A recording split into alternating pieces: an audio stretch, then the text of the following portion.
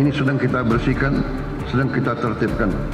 Dari 1.000 lebih BUMN, sekarang kita sudah tutup lebih dari 200.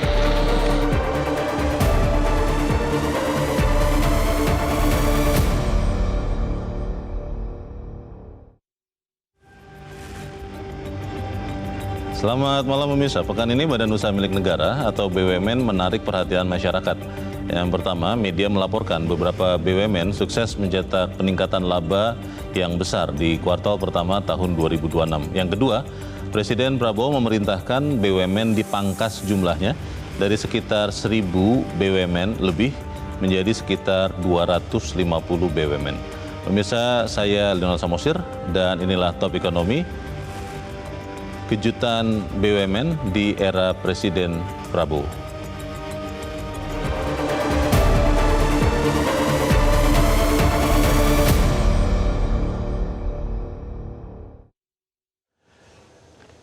Ya pemirsa, di Studio 1 Metro TV telah hadir bersama saya 3 orang narasumber yang akan membahas bagaimana turnover atau pembalikan kondisi BUMN. Bersama kita telah hadir 3 orang narasumber. Yang paling dekat dengan saya adalah Wakil Ketua Komisi 6 DPR RI dari fraksi Gerindra, Andre Rosiadi. Bang Andre, selamat malam. Selamat malam. Terima kasih sudah hadir meskipun baru mendarat ya. Iya. Baik, terima kasih. Dan kemudian juga telah hadir bersama kita tenaga ahli utama Badan Komunikasi Pemerintah atau Bakom, Fitra Faisal. Mas Fitra, selamat malam. Selamat malam, Bang Leo. Terima kasih telah hadir. Dan juga telah hadir bersama kita pengamat BUMN atau Badan Usaha Milik Negara, Toto Pranoto. Mas Toto, selamat malam. Selamat malam, Leo. Ya, ini kita melihat apa yang terjadi sekarang gembira tentunya. Karena yang namanya Badan Usaha Milik Negara kan walaupun sebagian mengemban tugas untuk publik, tapi tetap saja sebagai perusahaan harus profit. Dan kita melihat ada banyak perusahaan yang profitnya naik dan juga ada beberapa perusahaan yang tadinya rugi, tapi kemudian sekarang sudah mulai untung. Saya ingin ke Mas Fitra dulu. Mas Fitra, sebetulnya yang dilakukan Danantara dengan masuk ke BUMN lalu membuat perubahan, itu persisnya apa ya? Ya, jadi ada beberapa hal yang bisa dibilang ruang fleksibilitas lah yang selama ini mungkin tidak kita miliki, tapi semenjak ada super holding seperti Danantara ini, mereka bisa memiliki fleksibilitas ya. Seperti misalnya di Krakatau Steel misalnya yang juga di market juga sudah kelihatan ada tren pembalikan ya, meskipun ya kita harus lihat lagi nanti audited versionnya, tapi setidak-tidaknya dalam konteks ini ada corporate culture dalam konteks restrukturisasi utang dan juga efisiensi yang merupakan menjadi corporate culture dari Danantara, yang itu kemudian menjadi ditransmisikan ke level BUMN. Nah, dalam hal ini itu kemungkinan besar akan berhasil ya sustain tren pembalikan ini. Tidak hanya di Krakatau Steel dan juga ada di tempat-tempat lain yang sebelumnya merugi menjadi tidaknya tidak rugi atau lebih banyak lagi yang bisa kita lihat. Nanti akan ada versi yang diaudit, itu ada beberapa yang juga seperti yang tadi saya sampaikan, ada tren pembalikan arah. Nah, dalam konteks ini tidak hanya dalam konteks corporate culture-nya, tetapi juga dalam konteks intervensinya ya, dari Danantara, entah itu dalam konteks injeksi modal dan seterusnya. Selama ini mungkin lebih telat ya dilakukan kalau dalam konteks APBN ya, karena kan butuh ada proses dan birokrasi yang mungkin lebih panjang. Persisnya seperti apa Mas Fitra? Tadi Anda katakan saat ini sudah ada Danantara, itu bisa lebih cepat melakukan intervensi. Apakah di sebelum Danantara apa hambatannya sebetulnya untuk kemudian bisa berubah seperti sekarang ini di BUMN? Ada lag time ya. Kalau sekarang kan Danantara merupakan satu super holding yang mana di situ menaungi BUMN juga, gitu ya. Dan dalam konteks ini kita bicara mengenai restrukturisasi dan juga efisiensi, itu menjadi patron utamanya. Dan kalau kita melihat patron ya, salah satu yang menjadi rujukan juga dari Danantara selain juga Temasek dan juga Kasana, tapi ada satu dari China yang namanya SASSC. Jadi itu state owned enterprises untuk asset supervision dan juga administrative commission yang mereka lakukan semenjak tahun 2003. Ya ada 29 billion US dollar di tahun 2003, tetapi kemudian di tahun 2023, 20 tahun berselang, itu mencapai 339 billion US dollar keuntungannya. Nah, apa yang mereka lakukan? Ya katanya kan utlubul ilm walau bisin, belajarlah sampai negeri Cina. Apa yang mereka lakukan? Ya salah satunya adalah, atau bukan salah satu, ada 3. Yang pertama adalah restrukturisasi, yang kedua adalah perbaikan tata kelola, dan yang keempat adalah menjadi ya agen pembangunan dalam konteks meramaikan likuiditas dan juga kemudian untuk mendorong prioritas-prioritas pemerintah. Nah ini yang tidak dilakukan dan ini yang juga akan dilakukan oleh Danantara ke depannya juga, Bung Leo. Saya ingin ke Bang Andre. Bang Andre, tadi kita mendengar Presiden sendiri sudah mengatakan bahwa jumlah BUMN itu akan dirampingkan dari 1000-an BUMN, anak BUMN, cucu BUMN. Ya, 1048. Iya, itu akan dibuat menjadi sekitar 200-an, 250. 250. Ya, sekarang sudah berjalan 220. Oke, itu sebetulnya apakah memang hanya itu yang akan dilakukan atau seperti apa? Enggak, jadi kan Danantara ini sebenarnya punya roadmap. Kebetulan saya kan di Komisi 6 yang bermitra dengan Danantara, khususnya Danantara Asset Management, yang sekarang melakukan penataan yang seperti judulnya Metro ini penataannya terhadap BUMN. Nah, penataan BUMN ini sebenarnya kan ini merupakan mandat yang sudah diberikan Presiden kepada Danantara, di mana Danantara ini bertugas untuk menjadikan BUMN kita jauh lebih baik, lebih sehat, lebih efisien dan mempunyai nilai manfaat lebih banyak kepada masyarakat. Nah, untuk itu, jadi penataan ini bukan sekedar merapikan BUMN, tapi ada tahap-tahapnya, ada roadmap-nya yang sudah disusun oleh Danantara secara berhati-hati, tidak ada, mohon maaf, tidak ada kesan tergesa-gesa. Ya, mereka mulai dengan tahapan pertama. Yang pertama ya penataan fundamental, Mas. Jadi penataan fundamental itu bagaimana mereka bukan hanya memperbaiki keuangan atau memperbaiki neraca, tapi model bisnisnya juga. Karena kalau neraca diperbaiki, model bisnisnya enggak kan nanti akan masalah yang sama akan berulang lagi. Nah, setelah fondasinya kuat, baru yang itu masuk penataan struktur, yang streamlining itu. Ada yang digabung ke induk, ada yang di merge, juga ada yang dilepas agar ada yang ngelola yang lebih fokus. Dilepas tuh maksudnya? Dilepas kayak dilikuidasi. Ditutup? Ya itu jual bisa. Dijual ke pihak ketiga, lalu yang anak bisa gabung sama induk atau di merge, ya agar tujuannya setelah bisa penataan struktur ini rapi supaya lebih BUMN-nya lebih ramping dan lebih fokus pada tujuan, ya model bisnisnya lebih fokus. Lalu setelah penataan fundamental jalan, lalu juga penataan struktur sudah, baru masuk ke transformasi itu, Mas. Jadi transformasi itu kan bagaimana menciptakan tata kelolanya, sehingga tujuan akhirnya menciptakan nilai tambah itu, bahwa BUMN yang kuat, efisien, dan berujung nanti bermanfaat bagi negara. Store dividennya lebih tinggi, ya, lalu pajaknya lebih tinggi, lalu bisa berinvestasi, buka lapangan pekerjaan, pokoknya punya nilai tambah lah. Nah, ini tahapan ini dibuat oleh Danantara secara bertahap dan dilakukan secara transparan, dan ini yang kami awasi di Komisi 6. Dan alhamdulillah menurut saya roadmap yang telah dilakukan oleh Danantara ini sudah on the track. Banyak sekali perusahaan-perusahaan yang kita lihat bagaimana Danantara tadi disebut Krakatau Steel, ya. Krakatau Steel itu waktu Danantara itu belum ada masih merugi. Ya, siapa sih mau ngasih utang ke Krakatau Steel? Nggak ada. Mereka bermasalah, lalu dilakukan jangka pendek memperbaiki kinerja keuangannya, ya, lalu jangka menengah kita merapikan kerjasamanya dengan GV-nya, model bisnisnya, dan terakhir kita lihat bahwa sekarang sudah untung 5 triliun. Dan contoh lain supaya kita nggak omong-omong, contoh apa yang dilakukan oleh Danantara sekarang soal bagaimana kan ada belasan perusahaan logistik ini sekarang, ya, perusahaan logistik BUMN itu, ya, maksudnya, tapi dalam skala, ya, perusahaan logistik BUMN, tapi dalam skala kecil-kecil. Sekarang mereka dipersatukan, digabung, di pos sebagai perusahaan jangkarnya, sehingga diharapkan dengan kita punya perusahaan PT Pos Indonesia, maksudnya, PT Pos Indonesia, perusahaan logistik dengan perusahaan logistik yang solid dan kuat, insya Allah pengiriman, angkutan kita jauh lebih murah dan lebih efisien. Baik, saya ingin ke Mas Toto. Mas Toto, merampingkan perusahaan itu kan memang secara teori akan bisa membuat, akan bisa membuat lebih efisien. Ada Gio mengatakan big giant cannot dance, dan kalau si gendut ini sudah dirampingkan artinya bisa lebih gesit. Angka 1000-an menjadi 250 yang Anda amati, itu memang sudah ideal, sudah akan efektif atau seperti apa, Mas? Ya, selama ini kalau kita bicara mengenai angka 1000 misalnya, ya, itu kan bicara berarti pada level konteks BUMN, anak BUMN, cucu BUMN. Cicit BUMN ada juga, ya, sampai cicit, ya. Ada cicit. Oke, jadi kalau kita bicara konteks BUMN saja, mungkin kita hanya sekitar 100 perusahaan lah begitu ya.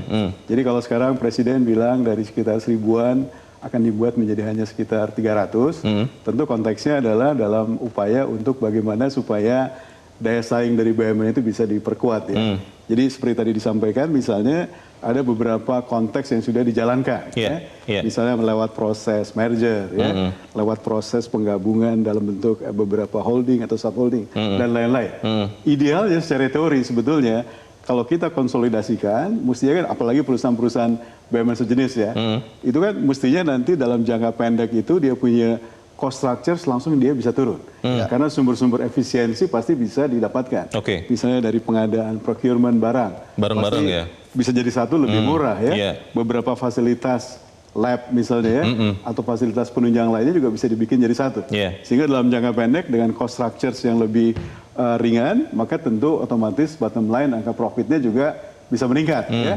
Nah, tapi tentu kita harus lihat jangka panjangnya seperti apa. Kira-kira proses value creation dari pengelompokan konsolidasi ini benar nggak bisa meng-create value? Itu sebenarnya kata kuncinya. Karena beberapa contoh di beberapa kasus sebelumnya dijadikan satu, tapi setelah jadi satu, value-nya sebenarnya malah jadi menurun ya. Malah turun. Yang terjadi malah value destroying istilahnya ya. Kenapa begitu? Karena menurut saya proses awal dalam konteks melakukan proses due diligence tahap awal, kemudian melakukan proses pembentukan PMO ya, sampai kemudian dia betul nggak bisa mempersiapkan post merger integration dengan benar. Jadi kata kuncinya kalau post merger integrationnya tidak dijalankan dengan cukup kuat, maka potensi bahwa kemudian penggabungan atau konsolidasi ini tidak menghasilkan value, memang bisa terjadi ya. Karena tidak ada kesepakatan di antara legacy BUMN-BUMN yang dikonsolidasikan untuk bersama-sama masuk kepada tujuan yang baru. Sehingga menurut saya dan antara ke depan penting melihat bagaimana proses kaitannya dengan soal post merger integration itu menjadi salah satu poin penting supaya konsolidasi ini betul-betul bisa menciptakan nilai yang lebih baik ke depan. Saya ingin ke Mas Fitra, ini yang terkait dengan yang dikatakan Mas Toto, kan kita tahu bahwa BUMN karya itu kebanyakan kesulitan keuangan di masa yang lalu. Dan ini kan akan digabung ya. Saya tidak tahu rencana persisnya seperti apa. Apakah misalnya Hutama Karya, Bang Andre sebagai yang waktu itu dia ditugaskan untuk membangun tol Trans Sumatera, misalnya dikecualikan atau bagaimana? Nah pertanyaannya, kalau bangun tol kampung kita ya? Itu dia. Orang sehat sama orang sehat bergabung biasanya akan tambah sehat. Tapi kalau orang sakit dengan orang sakit tidak diobati, bisa jadi tambah sakit. Jadi yang sehat jadi sakit. Bisa ikut sakit juga. Bagaimana Mas Fitra? Iya, nanti detailnya juga bisa dibantu oleh Bang Andre. Tapi intinya seperti ini. Jadi kalau kita melihat contoh lain ya, seperti misalnya Bank Mandiri, itu kan juga merupakan bagian dari merger dan acquisition ya. Dan mana kita melihat Bank Mandiri itu sekarang menjulang ya di level regional bahkan global. Nah, kita juga bisa melihat contohnya di China, kembali lagi ke China, SSCI tadi yang saya sampaikan, di tahun 2003 yang terlibat atau masuk dalam Fortune 500 itu cuma 12 perusahaan. Tapi ketika mereka melakukan restrukturisasi, artinya dikecilkan, efek skala ekonomisnya diperbesar ya, yang sebelumnya ada 196 perusahaan itu menjadi kurang lebih 50-an ya dalam beberapa tahun. Dan itu mereka berhasil untuk mengangkat ya tidak hanya 12 tapi 44 perusahaan masuk ke Fortune 500. Itu Cina ya? Ya, berarti kan ada value creation tadi yang seperti disampaikan oleh Pak Toto ya. Jadi memang intinya saya sepakat bahwa roadmap-nya ke depan adalah kita melihat yang baik-baik, salah satunya contohnya adalah Bank Mandiri tadi yang pastinya akan menjadi roadmap dan antara juga. Jadi kalau misalnya memang tidak bisa diselamatkan ya tadi seperti Bang Andri sampaikan ya bisa dijual, bisa di merger atau bisa di kalau misalnya kita melihat pengalaman yang lalu itu dijual atau dilikuidasi ditutup gitu ya. Bang Andre mungkin bisa jelasin ya terkait dengan yang utama. Saya langsung ke Bang Andre. Jadi gini, sebentar saya mau bertanya dulu sebentar. Dasar penentuan yang mana yang akan surviving termasuk bisnisnya, itu apakah juga sudah ada? Karena bicara misalnya airline Bang, kan Garuda masih tetap struggling dengan utang masa lalunya. Tapi kan kalau misalnya mau ditutup, nanti kita nggak punya national flag carrier, itu bagaimana? Ya, satu-satu ya. Yang pertama yang Pak Toto tadi, bahwa Pak Toto tidak usah khawatir, tadi saya sampaikan bahwa tahapan penataan BUMN ini dilakukan secara hati-hati dengan roadmap yang jelas oleh Danantara. Yang tadi saya jelaskan tadi. Lalu yang kedua, kita bicara karya. Dalam RKP Danantara yang dilaporkan kepada kami di Komisi 6 itu memang direncanakan karya-karya ini akan di-merge. Semuanya? Ya. Nanti ada berapa, jadi hanya tinggal berapa karya. Oh, ada beberapa, tidak hanya satu ya? Ya, tapi tentu sekali lagi tidak mungkin tadi yang sakit-sakit ini digabung begitu saja. Yeah. Nah, itu yang dilakukan penataan ini. Mereka melakukan restrukturisasi keuangan. Misal Wika dan Waskita. Kalau Waskita kan sakitnya berat ini. Yeah. Lalu Wika juga terbebani oleh KCEC, akhirnya sakit. Yeah. Nah, mereka berdua sekarang dilakukan restrukturisasi oleh Danantara. Insya Allah nanti setelah sehat, ya utangnya berkurang, keuangan sehat, barulah mereka nanti rencana akan digabung kemungkinan dengan Utama Karya. Oh. Yang Utama Karya sekarang salah satu BUMN karya yang paling sehat. Iya, iya. Ya, cash flow-nya juga bagus dan baik. Nah, lalu misalnya PP dengan apa? Itu udah ada rencana-rencananya. Oh. Adikarya dengan siapa? Itu sudah disampaikan ya Bang ya? Maksud saya rencana itu ada penggabungan RKP yang disampaikan di Danantara kepada kami di Komisi 6. Itu bagian cara kami rapat rutin dengan Danantara untuk melakukan fungsi pengawasan di Komisi 6. Masyarakat bisa lihat Bang? Apa? Masyarakat bisa tentu lihat nanti juga? akan dilaporkan oleh Danantara ke publik secara transparan. Yeah. Tapi tentu ini kan dalam langkah aksi koperasi, penataan tentu belum bisa dilaporkan secara detail. Tapi setelah akan dilakukan aksi tentu akan dilaporkan kepada publik oleh Danantara. Ya. Lalu bicara soal tadi apa? Karya. Betul. Lalu apa lagi? Pesawat, Garuda. Ya, Garuda. Sekarang kan kita harus tahu bahwa Danantara di akhir 2025 kemarin sudah melakukan injeksi sekitar 23 triliun. Pertanyaannya uangnya kemana? Betul. Nah, hampir 16 triliun itu dipakai untuk Citylink. Karena beda Garuda dengan Citylink. Garuda itu sudah melalui PKPU, ya. Lalu dia sudah melakukan restrukturasi luar biasa terhadap utang-utang Garuda. Sedangkan Citylink ini terlupakan ya Pak Toto. Terlupakan. Nah, hampir 16 triliun uang itu dipakai untuk melakukan restrukturisasi Citylink plus memperbaiki pesawat-pesawat Citylink. Citylink itu kemarin tuh hanya punya 19 pesawat yang terbang. Yang layak. Lalu dengan uang itu sekarang sudah 39 pesawat yang terbang. Betapa jumlahnya Citylink itu dulu hanya 19.000 kalau tidak salah per hari yang terbang dengan Citylink. Sekarang kalau nggak salah hampir sudah lewat 30.000 lebih. Ya, itu dilakukan. Nah, Garuda pun juga melakukan teruskan untuk memperbaiki pesawat-pesawat yang rusak. Nah, ke depan tentu setelah ini sehat, ya Garuda sudah on the track. Di Q1 2026 ini Garuda sudah untung. Ya. Lalu yang lain juga udah. Nah, setelah sehat nanti tentu ada rencana ke depan. Bagaimana Garuda, Pelita dan Citylink nanti akan bergabung. Di mana Garuda untuk premium class, Pelita Air Service untuk medium class dan Citylink untuk LCC kita, low cost carrier kita.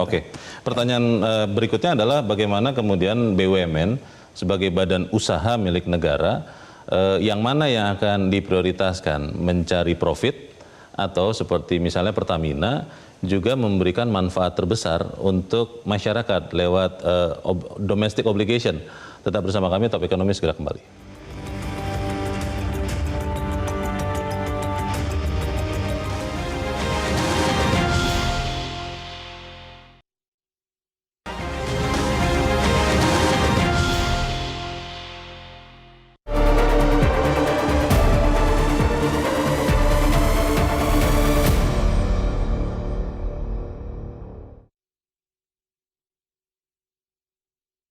Ini sedang kita bersihkan, sedang kita tertibkan. Dari 1.000 lebih BUMN, sekarang kita sudah tutup lebih dari 200. Lebih dari 200. Nantinya kita akan bikin tinggal 300 lah. Ya, bagaimana Pak Oscar Doni? Ujungnya kita bisa berapa BUMN? Ujungnya nanti 250. Bayangkan. Lebih dari 750 kita tutup. 750 dirut. 750 direksi. Kali 4 atau kali 5. 750 komisaris. kali 10.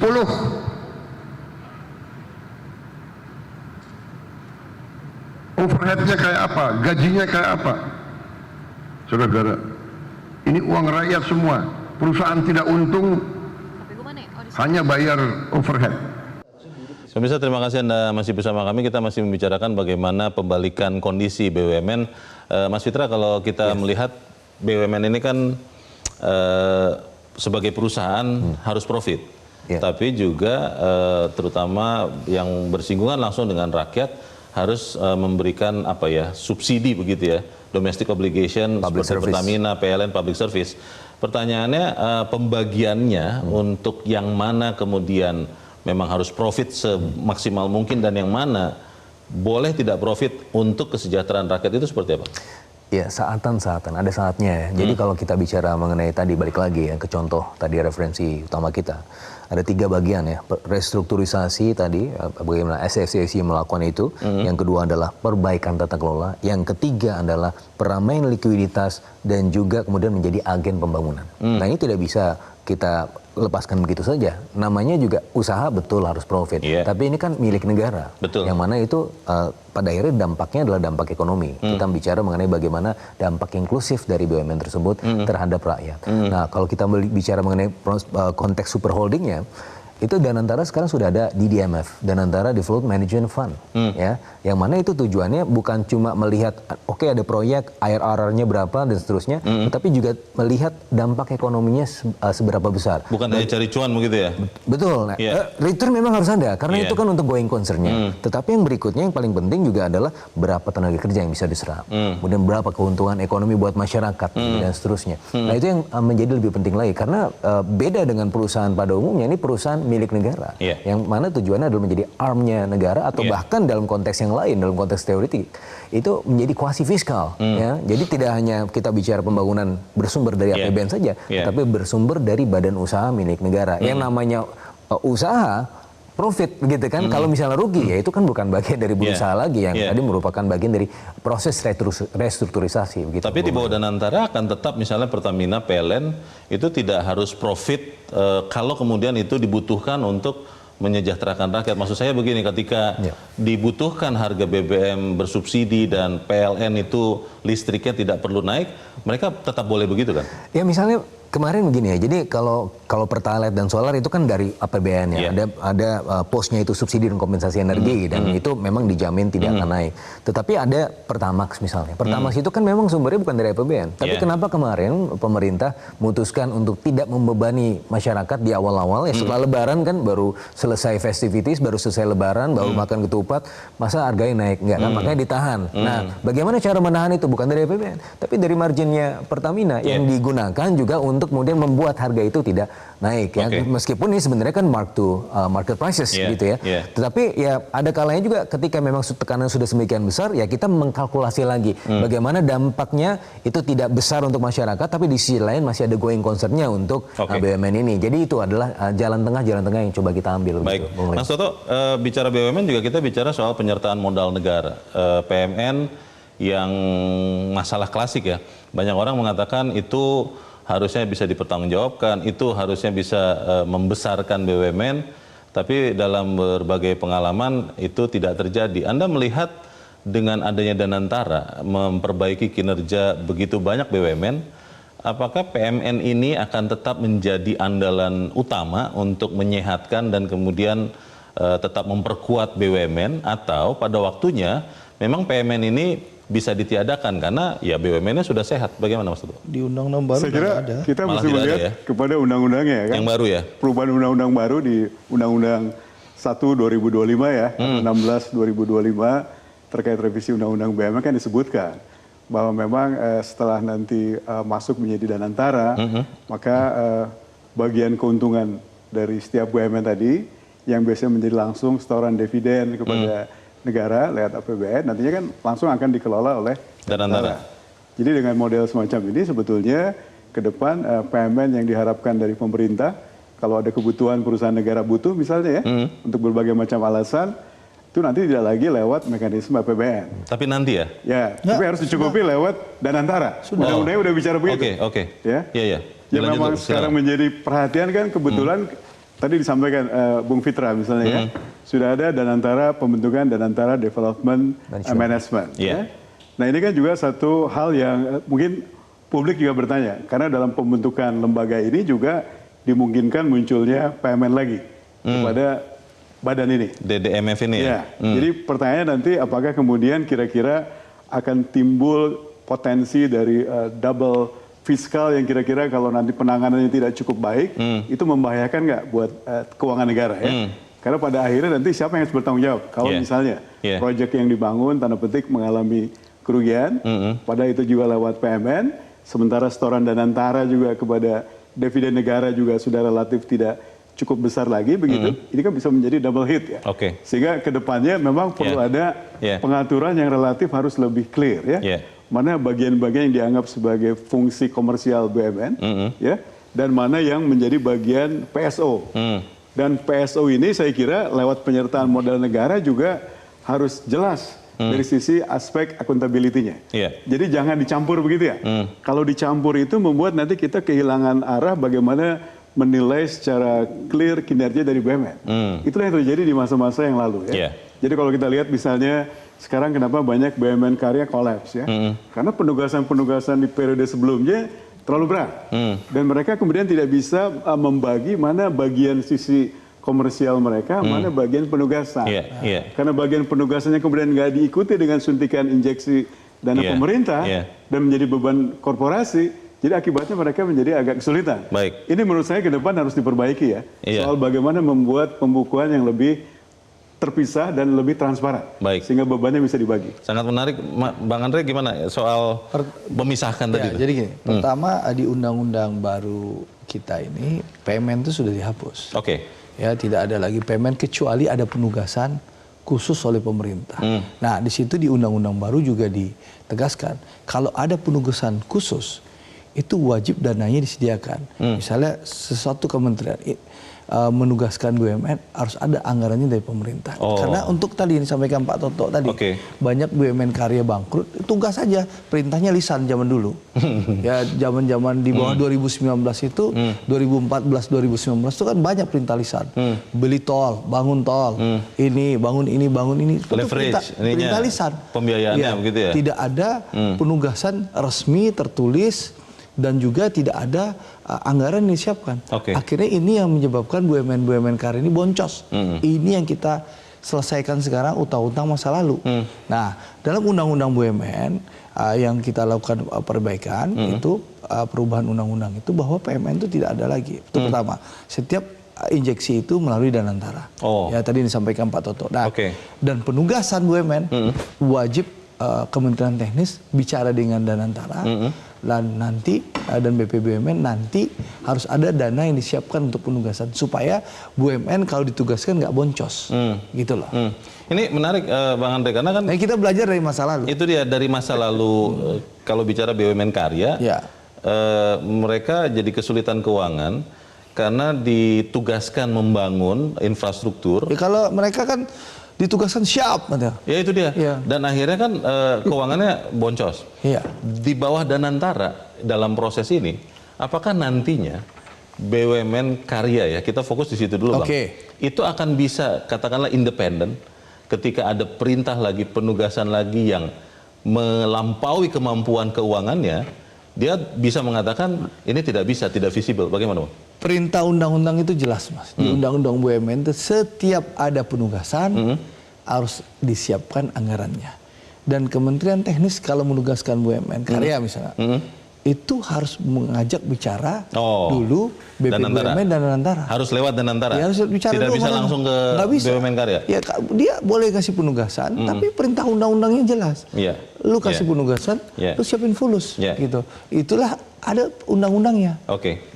Menarik sekali karena di tengah kondisi seperti sekarang kan kepastian itu sesuatu yang sangat mahal. Dia ancaman geopolitik masih ada. Dan juga, saya kasih tahu ya, BUMN karya itu juga garda terdepan soal bencana alam. Bencana alam itu BUMN karya itu Mas, itu banyak melakukan pekerjaan darurat dan juga melakukan restruktur pembangunan ulang itu dilakukan oleh BUMN karya. Itu caranya apa? mereka hanya mendapatkan SPMK dari Kementerian PU. Oke. Ya, dan Iya. mereka talangin dulu, Iya. tapi jaminan pembayarannya ada. Ya, dan ada restrukturisasi Dan itu tertulis ya? tertulis. Bukan lisan seperti tadi Bang Andre Enggak, katakan? sekarang itu semuanya sesuai Undang-Undang BUMN yang baru. Anda kasih penugasan, Oke. uangnya harus disiapkan. Baik, kita harus jeda dahulu, pemirsa tetap bersama kami, Top Ekonomi segera kembali.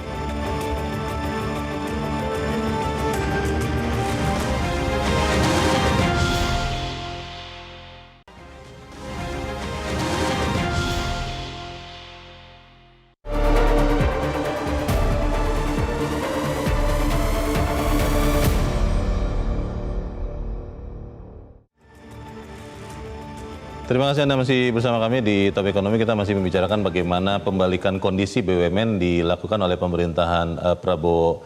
Mas Fitra, kalau kita melihat terkait tadi ya, bagaimana kemudian BUMN itu kan harusnya menjadi katalisator. Tadi Mas Toto sudah katakan, Mas Fitra juga sudah katakan, untuk mendorong pertumbuhan ekonomi, target pemerintah masih 8% di 2028-2029. BUMN ini kan harusnya bisa menjadi mesin. Pertanyaan besarnya adalah apakah memang itu juga menjadi tugas utama BUMN untuk juga menggerakkan pertumbuhan ekonomi, atau memang lebih fokus kepada pembangunan sektor masing-masing dan dengan beberapa BUMN yang ditugaskan untuk kepentingan umum, public service obligation, mereka fokus di situ saja? Ya, kalau kita angkat ke yang lebih umumnya lagi ya, dan antara itu kan ada bagian untuk investasi ya, ada dan ada kemungkinan ada yang kemudian untuk pembangunan. Nah, itu beda. Kalau investasi ya berarti kan sangat kita melihat bagaimana kaidah-kaidah finansial pada umumnya. Ini dan antara investment management ya? Betul. Nah, tetapi kalau yang di DMF ini yang di bawah CTO, itu kan lebih ke arah development fund. Nah, tadi kan ada pertanyaan, ini duitnya dari mana? Ada pasal 50A Undang-Undang P2SK ya, salah satunya bisa mengeluarkan di ayat 2-nya surat utang khusus itu berupa merah putih bond dan juga Patriot bond. Yang mana ini menjadi sumber pembiayaan yang murah dan juga sustainable gitu ya. Terus yang berikutnya adalah kita juga harus tahu bahwa prinsipnya adalah crowd in bukan crowd out ya. Kalau kita lihat periode yang sebelumnya bagaimana karya-karya itu juga terlibat ya secara agresif, dan itu bukan menciptakan crowding in tapi crowding out. Banyak pengusaha-pengusaha yang ingin terlibat dalam proses pembangunan misalnya infrastruktur, tetapi harus ter-crowd out ya karena ada Ada ya BUMN karya ini gitu kan, sehingga mereka tidak bisa mendapatkan bagiannya. Nah, yang kita inginkan adalah crowd in gitu ya, sehingga kalau kita lihat juga dalam konteks perhitungan umumnya untuk mencapai target pertumbuhan ekonomi 8% itu kita butuh berapa ribu triliun. Nah, hitungan kami itu ada 10.000 triliun, ada 13.015 triliun, memang ada hitungan dari yang lebih umum lagi, tapi yang core infrastructures itu 10.000 triliun. Nah, 10.000 triliun itu dibagi menjadi beberapa sektor. Yang pertama energi, kemudian ada ICT, ada housing, ada transportation, ada water dan juga kemudian sanitation. Nah, ini 10.000 triliun, 3.000 triliunnya itu dari domestik. Sementara 7.000 triliun dari luar, baik itu swasta maupun swasta asing. Oleh karenanya dalam hal ini Danantara dan juga BUMN menjadi lead investors ya, bukan menjadi dominasi investasinya, karena secara kapasitas juga sangat terbatas. Tadi kita akan mengulang lagi cerita di masa lalu di mana ada BUMN tertentu yang over leverage sehingga pada akhirnya mereka bebannya di masa depan menjadi terlalu berat begitu kan. Nah, sehingga ini menjadi lead investors, menjadi co-investors, dan itu juga disampaikan oleh Pak Presiden dalam pidatonya di World Economic Forum di awal tahun ini gitu kan. Kita punya Danantara, Anda silakan, kita akan menjadi co-invest ya, Danantara dan juga BUMN ini akan menjadi teman atau partner dan mitra strategis untuk investasi. Bukan hanya program-program prioritas pemerintah, tetapi juga program-program menghasilkan return gitu kan. Nah, dalam hal ini juga akan menghasilkan semacam pull factor ya dari kita untuk yang lain untuk masuk gitu. Jadi crowd in intinya, bukan crowd out. Bang Andre, ini karena Bang Andre anggota DPR, saya ingin bertanya juga terkait dengan kondisi BUMN di masa lalu. Sudah semacam mitos, tapi banyak yang mengatakan iya, bahwa BUMN itu sering dijadikan bancakan atau sapi perah untuk kepentingan politik juga.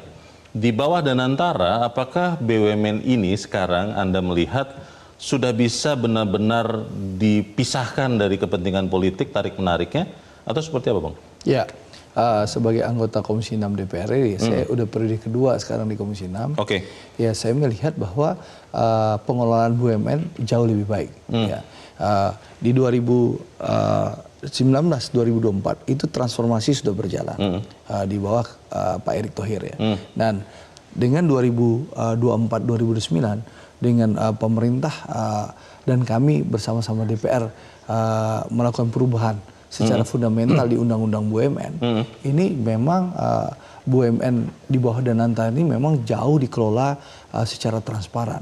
Jadi kalau orang bilang bahwa BUMN bisa jadi bancakan politik, itu sudah tidak lagi. Apalagi Pak Prabowo sudah awal sudah menyampaikan komitmen bahwa pengelolaan BUMN di bawah Danantara harus dilakukan secara transparan, akuntabel, dan harus lebih efisien dan memberikan dampak manfaat besar kepada masyarakat. Termasuk para pengurus BUMN juga itu due diligence atau proses seleksinya dilakukan dengan transparan dan ada aturan yang jelas begitu, Bang? Direksi-direksi BUMN yang terpilih. Dan komisaris? Ya, saya bicara direksi BUMN.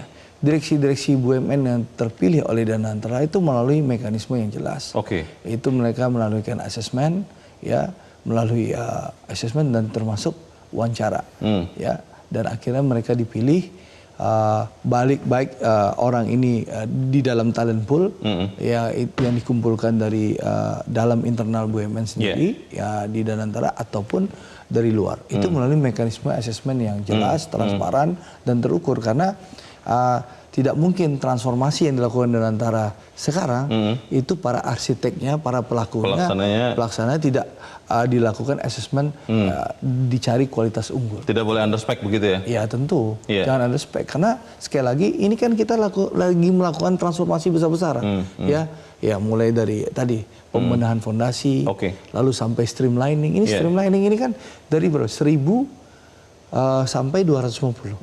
Nah, ini yang perlu dipahami publik juga nih, Bang Leo, bahwa streamlining ataupun struktur perampingan ini tidak ada PHK.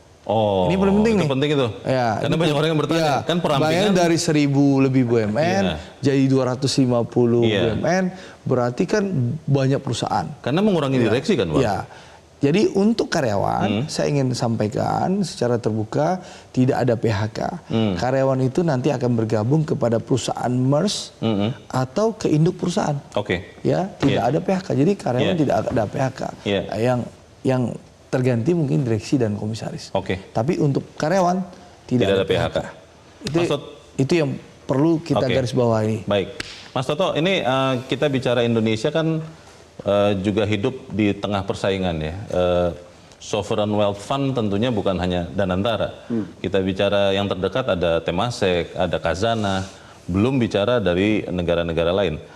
Anda melihat apa yang harus segera dilakukan Danantara untuk benar-benar memperkuat BUMN supaya Indonesia Danantara ini bisa bersaing dengan kuat? Ya, saya kira kita bisa belajar ya dari Sovereign Wealth Fund yang sudah ada ya. Yang paling gampang misalnya kalau kita lihat Temasek di Singapura atau Khazanah di Malaysia ya. Kalau kita lihat apa sih yang menjadi kunci keberhasilan Temasek misalnya ya. Yang paling utama kan sebetulnya adalah bagaimana manajemen mereka itu bisa bekerja secara independen gitu ya. Kedua juga intervensi negara relatif minimal gitu ya. Dan ketiga juga adalah kemampuan mereka untuk bisa merekrut ya. Talent-talent terbaik untuk bisa membantu Temasek kemudian mengembangkan bisnis sampai ke seluruh dunia. Ya. Jadi kalau tiga hal ini misalnya ya juga nanti diadopsi oleh Danantara, saya kira itu juga bisa menjadi semacam resep lah begitu ya. Danantara bisa maju lebih cepat ke depan. Memang kalau kita lihat realitas saat ini ya, itu semua yang tadi disebutkan kan memang kondisi ideal ya. Tapi apakah kemudian itu bisa tercapai nggak dalam jangka pendek ini ya? Jadi saya kira itulah PR Danantara ke depan. Segera harus bisa membuktikan kepada publik bahwa langkah-langkah perbaikan yang akan dijalankan memang sudah betul-betul dalam progres yang on track begitu ya. Jadi jangan sampai masih menimbulkan pertanyaan-pertanyaan di publik ya. Saya kira saat ini juga banyak pertanyaan di publik mengenai bagaimana ke depan Danantara betul-betul bisa mewujudkan kinerja BUMN yang bisa lebih baik ya. Jadi beberapa hal lah kaitannya misalnya dengan soal transparansi, kaitannya dengan soal laporan keuangan misalnya ya, kaitannya juga dengan penunjukan sebagian pimpinan, terutama di level komisaris gitu ya, dan lain-lain. Saya kira Danantara segera harus bisa membuktikan kepada publik bahwa langkah-langkah yang mereka ambil betul-betul sudah didasarkan pada pertimbangan-pertimbangan yang sangat profesional. Boleh saya tambah? Menarik sekali, tapi kita harus jeda dulu, Bang Andre dan Musa tetap bersama kami. Top Ekonomi segera kembali.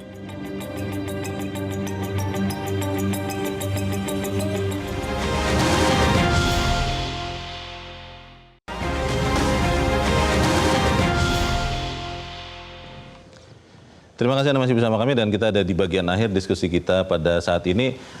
Mas Fitra, kalau kita bicara transparansi, tadi Mas Toto sudah mengatakan itu yang menjadi komoditas termahal di dunia investasi termasuk bisnis di Danantara. Seperti apa Danantara memastikan bahwa BUMN yang dikelolanya, ini atas perintah Presiden Prabowo tentunya, akan menjadi lebih transparan, lebih akuntabel? Ya, memang itu sudah instruksi Presiden, maka Danantara berkewajiban ya untuk menuntaskan amanah tersebut ya, karena sebagaimana yang Presiden sampaikan di World Economic Forum, jadi kalau dalam kaidah institusional, World Governance Indicator itu ada 6 ya. Itu ada regulatory quality, rule of law, voice and accountability, political stability, control of corruption, nah dan government effectiveness. Nah ini adalah kaidah-kaidah internasional yang senantiasa dijunjung ya, dan ini disampaikan oleh Presiden di forum internasional, dan ketika sudah disampaikan di forum internasional maka ini adalah janji bagi kita untuk mengundang investor, dan tentunya kita berperan ya dalam hal ini Danantara berkewajiban bahkan ya untuk melakukan amanah tersebut. Jadi ya tidak punya ruang kecil sekalipun ya untuk kemudian ada celah sedikit pun begitu kira-kira. Dan itu akan terus dilakukan ya oleh Danantara tentunya. Ya, tetapi tentunya butuh waktu ya. Jadi ini tidak dalam ketergasaan. Kita banyak sekali BUMN yang perlu dirapihkan ya. Kenapa juga laporan keuangannya ini agak tertunda ya. Salah satunya kan ini kita butuh konsolidasi besar-besaran ya, Bang Leo ya. Tapi dalam proses konsolidasi ini kita sudah melihat banyak harapan-harapan yang kelihatan ya. Seperti tadi ada BUMN yang sebelum rugi, tetapi kemudian ada intervensi dari Danantara, ada pembalikan arah, dan ini yang akan kita lakukan ke depan gitu, Bang. Baik, terima kasih Mas Fitra. Mas Toto, kalau melihat sejauh ini Danantara tentunya sudah melakukan banyak ya untuk memperbaiki BUMN. Anda melihat apa lagi yang harusnya dilakukan lagi untuk kemudian memastikan kita semua rakyat Indonesia mengerti dan kemudian kita juga bisa sama-sama mengawasi BUMN ini?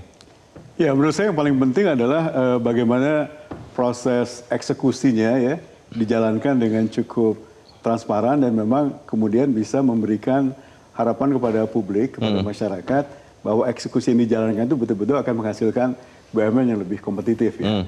Selama ini kan kita baru mendengarkan kalimat-kalimat ya, misalnya kita akan mengurangi dari 1.000 menjadi 250 dan seterusnya. Tapi caranya gimana? Detailnya ya? Detailnya gimana begitu loh, supaya kemudian kita bisa melihat apakah langkah-langkah yang diambil itu sudah cukup tepat apa tidak begitu ya. Karena kalau kita perhatikan misalnya membuat 1.000 menjadi 250 itu kan bukan cuma sekedar menutup BUMN. Tapi juga yang lebih penting adalah apakah ada nggak kira-kira BUMN-BUMN yang sifatnya produknya masih strategis, tapi kondisinya sakit. Ini termasuk yang harus ditutup atau kita sembuhkan dulu gitu ya, supaya dia betul-betul nanti bisa masuk ke dalam kategori BUMN yang sehat dan betul-betul layanan publiknya bisa dilakukan. Jadi maksudnya tidak bisa satu resep itu dipakai untuk menangani seluruh BUMN. Nah, jadi menurut saya proses eksekusinya yang harus cukup clear sehingga bisa memberikan harapan kepada publik bahwa langkah-langkah yang dikerjakan oleh Danantara betul-betul sesuai dengan koridor yang ada. Terima kasih Mas Toto. Bang Andre, bagaimana memastikan yang disampaikan Mas Toto itu terjadi di Danantara? Ya, saya ingin sampaikan pertama penataan kelola BUMN ini Danantara punya roadmap ya yang terukur, dan itu yang jadi patokan kami di Komisi 6 DPR untuk melakukan penilaian yang objektif kepada Danantara. Itu yang pertama. Yang kedua, ya Danantara mengelola ini secara transparan. Yang sekarang dilakukan Danantara melakukan impairment. Ya, bagaimana menyampaikan bahwa adanya kerugian-kerugian dari BUMN disampaikan secara terbuka kepada publik. Misalnya saya contoh, karya-karya itu impairment ini kan puluhan triliun. BUMN karya? Ya, BUMN karya. Nah, lalu yang kedua, contoh tadi perusahaan strategis. Kita tahu semen ini adalah industri strategis. Semen Indonesia? Ya, Semen Indonesia. Semen Indonesia itu harusnya punya untung tahun 2025 yang lalu sekitar 750 miliar. Tapi dia punya impairment sekitar 600 miliar di mana ada kerugian dari anak-anak perusahaan. Nah, apa yang dilakukan oleh Danantara melakukan proses streamlining. Jadi perusahaan-perusahaan yang merugi itu ya itu dilikuidasi. Contoh, Anda bayangin anak perusahaan semen Indonesia namanya Semen Internasional yang khusus menjual ya semen ke luar negeri. Tiba-tiba dia jual batu bara. Ya, dia jual batu bara rugi lagi Mas Toto. Itu kerugiannya 200 miliar. Ya, ini yang dilakukan oleh Danantara, Semen Internasional apa namanya lupa saya. Itu yang dilakukan Danantara melakukan pembenahan luar biasa. Jadi saya rasa dengan impairment ini Danantara membuka kepada publik secara transparan bahwa ada salah kelola masa lalu dan kita punya niat memperbaiki. Dan satu lagi, impairment ini tidak menghilangkan pidana, unsur pidana. Kalau memang ada mens reanya, konsekuensi hukum, ya tentu KPK, Kejaksaan, para penegak hukum bisa melakukan tindakan mengejar kerugian negara di situ. Laporan keuangan Danantara kapan, Bang? Ya, tentu ini kan lagi melakukan konsolidasi, ya pembenahan. Tentu setelah selesai, tentu akan ada laporan audited yang akan disampaikan kepada publik. Baik, kita harap apa yang kita bicarakan malam ini tentunya menyumbangkan juga bagi perbaikan tata kelola BUMN yang sejauh ini sudah dilakukan oleh pemerintahan Presiden Prabowo. Bang Andre, terima kasih sudah hadir, Mas Fitra sudah hadir, terima kasih, dan Mas Toto terima kasih. Dan pemirsa, demikianlah Top Ekonomi untuk saat ini. Saya Leonard Samosir, berterima kasih. Sampai jumpa.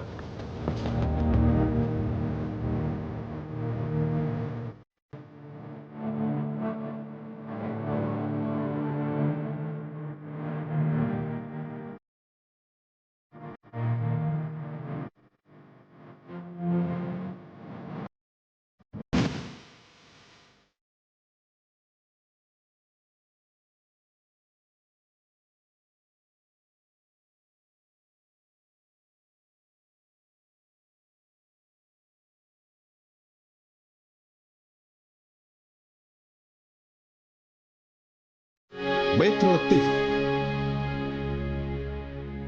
Jelajahi cara baru mendapatkan informasi. Download Metro TV Extend sekarang.